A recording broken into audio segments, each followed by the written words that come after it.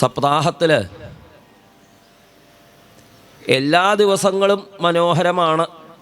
എങ്കിലും ഈ അഞ്ചാമത്തെ ദിവസത്തിനൊരു പ്രത്യേക സമൃദ്ധിയും പ്രത്യേകമായൊരു അടുപ്പവും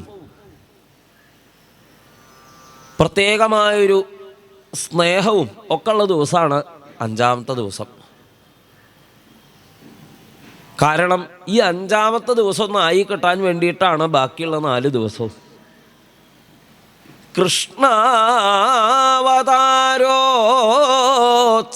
സംഭ്രമോ സ്പൃശൻ മുദ.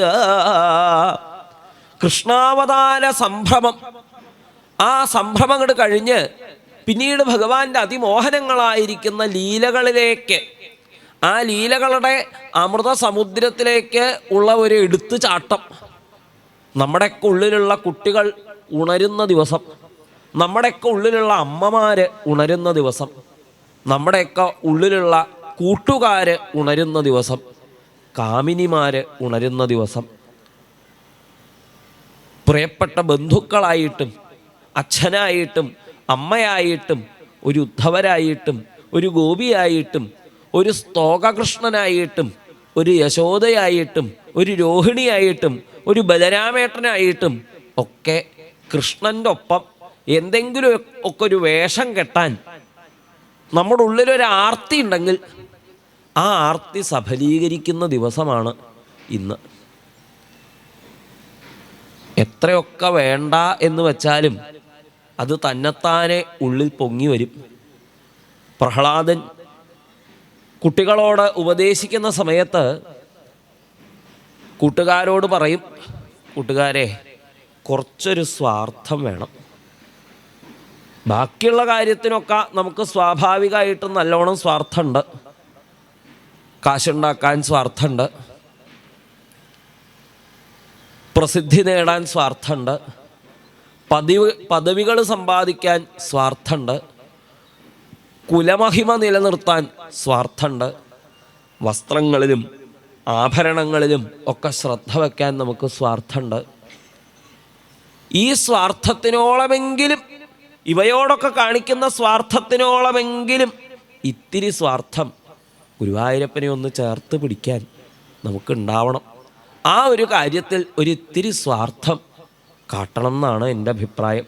ബാക്കി സ്വാർത്ഥമൊക്കെ ഉപേക്ഷിക്കാനുള്ളതാണ്. പക്ഷേ ഇക്കാര്യത്തിലുള്ള സ്വാർത്ഥം മാത്രം ഉപേക്ഷിക്കേണ്ടതല്ല. ഭഗവാനെ പ്രേമിക്കണോടത്ത് ഇത്തിരി സ്വാർത്ഥം കാട്ടിക്കോളൂ എന്ന് പ്രഹ്ലാദൻ നിർദ്ദേശിക്കണമല്ലോ.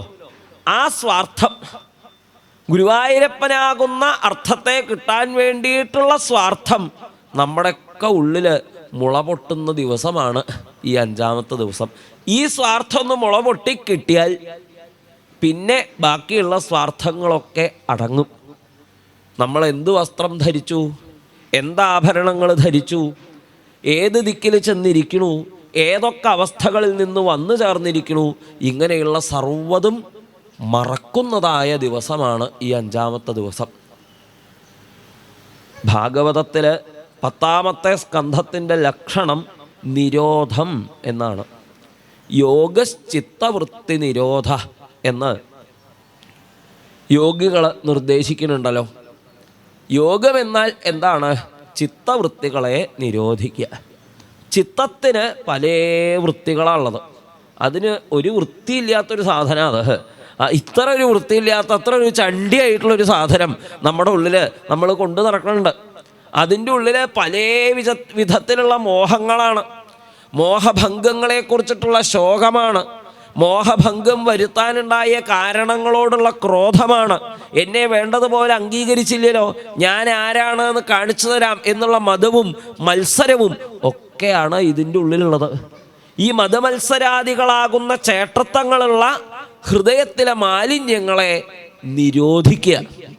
അവ പൊങ്ങാൻ പുറപ്പെടുന്ന സമയത്ത് യദ്യത്സമുന്നമതി, ഏതേത് മതമാണോ തലയുയർത്തണ അതിൻ്റെ മുകളിൽ ഭഗവാൻ തൻ്റെ തൃപ്പാദങ്ങളെ കൊണ്ട് ചവിട്ടും.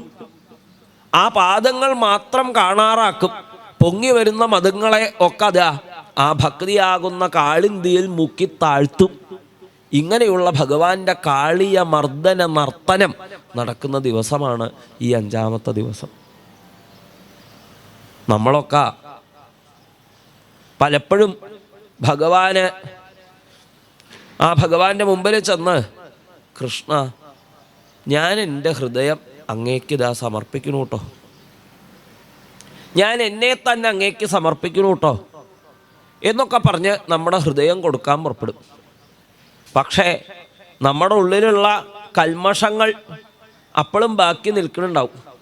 അപ്പോൾ ഭഗവാൻ എന്ത് ചെയ്യും? എനിക്ക് വേണ്ട എന്ന് പറഞ്ഞ് അത് വാങ്ങിക്കില്ല.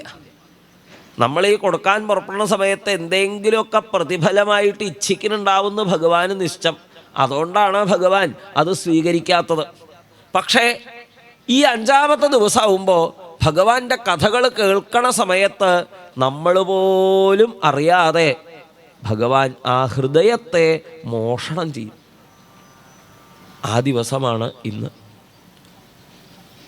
ഇനി ഇങ്ങനെ ഓരോരോ മാർഗങ്ങളിലൂടെ കൃഷ്ണനെ കുറിച്ചിട്ടുള്ള സ്മരണകളുടെ പടവുകൾ ഓരോന്നായിട്ട് അതിക്രമിച്ച് അവസാനം ശുഭേച്ഛയും സുവിചാരണയും തനുമാനസിയും സത്വാപത്തിയും പദാർത്ഥാഭാവനിയും ഒക്കെ ആകുന്ന യോഗ സോപാനങ്ങൾ ഓരോന്നും കടന്ന് ആ തുരീയ അവസ്ഥയിലേക്ക് നമ്മെ എത്തിക്കുന്നതായ ഓരോരോ പടവുകളും വളരെ വേഗത്തിൽ ഒരു മുത്തശ്ശനെ പേരക്കുട്ടി കൈപിടിച്ച് ഇങ്ങോട്ട് വേഗം നടക്കും മുത്തശ്ശ, എന്തൊരു പതുക്കെയാ മുത്തശ്ശിക്ക് എന്താ കാല് വേദനിക്കണ്ടോ, ഞാനല്ലേ കൈ പിടിച്ചിരിക്കണത്, നടക്കും അങ്ങോട്ട് എന്ന് പറഞ്ഞ് വയ്യാത്ത മുത്തശ്ശന്മാരെയും പോലും പേരക്കുട്ടികൾ അവരുടെ ഉത്സാഹം കൊണ്ട് ഓടിക്കണത് പോലെ, നടത്തിക്കണത് പോലെ, പടവുകൾ കയറ്റണത് പോലെ ഇങ്ങോട്ട് വരൂ എന്ന് പറഞ്ഞ് ഭഗവാൻ പിടിച്ചുകൂട്ടി കൊണ്ടുപോകുന്ന ദിവസമാണ് ഈ 5-ാമത്തെ ദിവസം. എന്തിനു പറയണ്ടു?